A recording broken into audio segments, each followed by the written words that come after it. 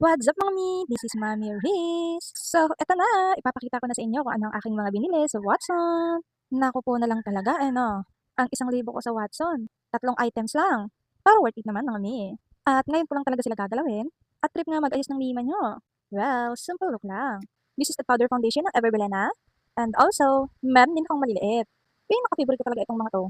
Lalong-lalo na ang matte lipstick ng Maybelline, Super Lock ng Maybelline, at syempre, first time kong gagamitin ng kanila mascara. At ayun nga mga mi, sumilip ng ating mahiwagang pouch. Tayo ay mag-sunscreen. Yes, sunscreen lang. Meron akong last makeup, kaso hindi ko nga lang din film. By the way, post to delete na nga pala ako mga mi. Ayan na naman siya sa favorite dance trend niya. So yun na nga, full storage na ang inyong Nima. Na para bang hindi ko kasi talaga kayang mag-delete.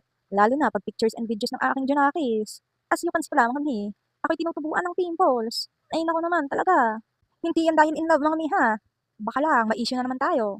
Kung napapansin nyo nga pala mga mi, ay may nilalagay akong sticker. Ay may isa pa kasing sumisilip. So ayan na lang, buhok na lang ang ating pantabon. Todo flex talaga sa pimples. Eh no, tuwang-tuwa yan. Hindi mga mi. Pinapakita ko lang talaga sa inyo na hindi filter yan. Baka lang. After ko nga pala dyan maglagay ng sunscreen mga mi, ay ako na yung maglalagay ng Super Lock Eyebrow Gel. Yes! My favorite! Kasi mga mi, kung mapapansin nyo, eh kalat-kalat ang kilay ko. Aayusin ko lang ng kaunti at okay na. Ayaw ko ng kulayan at baka matagalan pa.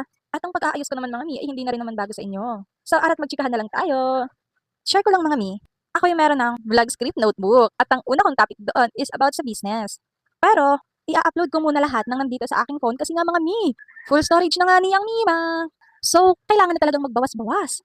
Kung baga sa channel bloated na, wala din kasi akong separate phone mga mi for vlogging. Kasi nga ni, kakaumpisa pa lang.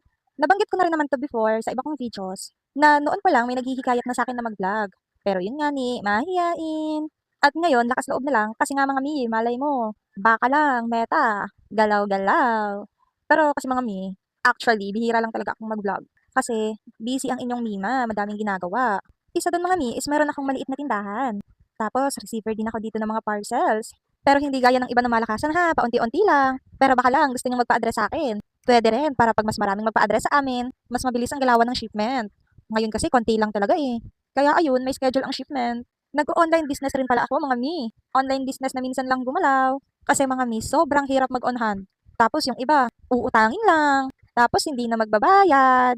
Nung napasok ko talaga yung business world mga mi, dito ko talaga napagtanto na ang business ay hindi lang basta business. Kailangan, alam mo kung saan ka magaling, alam mo kung sino yung target marketing mo, at alam mo kung paano ka makakabawi. Uunahan ko kaagad kayo, ang pagninegosyo ay may ups and downs. Sa susunod na vlog ko na yan itatopic. Sa ngayon, pahapyaw lang. Madami rin naman akong mga pending vlogs. I mean, yung talagang gagawin ko pa lang. Kasi may mga unedited pa talaga ako or yung mga videos na wala pang voice over, mga ganyan. Actually, may gaming din nga ako eh. Hindi ko pa nga kinukuha yung record kasi masyado pang puno ang aking phone. Pero once na maklear ko na ito, ay, gugora na naman ng Mima.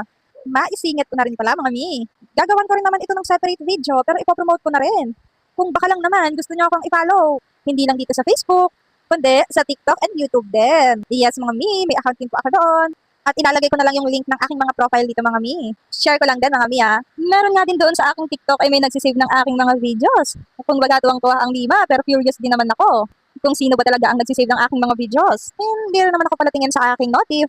Pero alam ko, hindi rin naman talaga yung nakikita doon. Pero okay lang, at least alam ko may fan ako. Baka may magsabi dyan, sarili mo lang naman talaga yung nagsisave.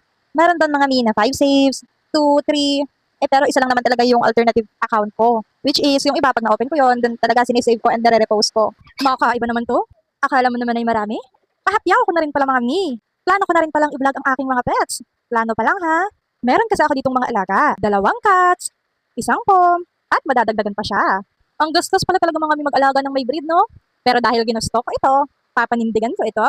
Siyempre, mga Mi, baka sabihin nyo naman, pet lover ka lang kasi may lahi. Hindi lang po small breed ang meron kami ha, or di kaya big breed, like pom or bully. Meron din kaming mga aspin. Yes, marami kaming mga aspin. Kumbaga, sa akin ay may isa akong pom at yung mother ko ay merong bully. Meron din kaming siyam na aspin. Yes, mga Mi, ganyan namin pinapahirapan ng buhay namin. Cheers! Mahilig talaga kaming mag-ampon ng aspin dati. Hanggang sa dumami na sila ng dumami sa bahay. And then ngayon naman, breed collector na naman kami. Sa ngayon, yung kay mama ay bully, akin ay pom, if ever naman sa sunod ay makabili naman kami ng malalaki. Pero malaki yung bully ha. Yun siguro yung bully na ako yung nambubully. Wala, ang cute niya lang kasi talagang asarin.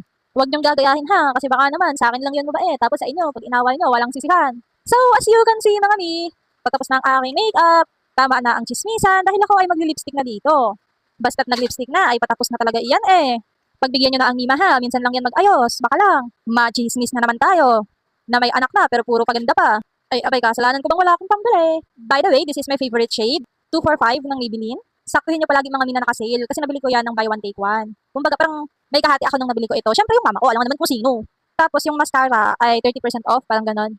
Goods naman siya. Overall, 10 over 10 naman siya. Maganda yung quality, especially yung Maybelline. Favorite brand ko talaga yun. Look, oh, the eyelash is giving talaga eh, no? So, ayan lang. This is it for today's vlog. This is your online kachikahan. Bye-bye for now. Ingat!